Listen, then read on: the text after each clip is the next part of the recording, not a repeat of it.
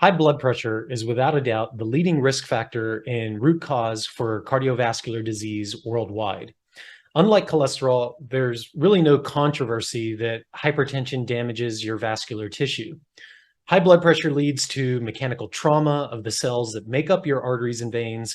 And with uncontrolled or unmanaged blood pressure, you're going to see a cascade of inflammatory, oxidative stress markers, which directly contribute to damage of your arteries and your veins. And this process inevitably leads to heart disease.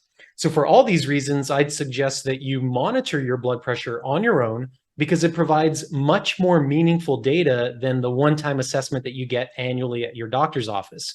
Research has also shown that those individuals who monitor their blood pressure at home improve their outcomes in the long term compared to people who don't.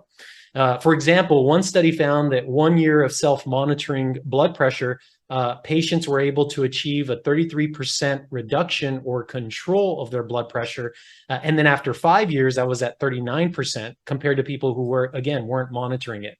And this is why I recommend that all of my patients invest in a home blood pressure monitoring system. And at least when we start working together, I have them measure their blood pressure several times a day, morning, noon, and evening, for a few days in order to really get a pulse of what their blood pressure is doing. My favorite tool for at-home blood pressure monitoring, temperature and oxygen saturation, can be found at the link that I'm included here. And the company is called Cardio. That's my favorite one.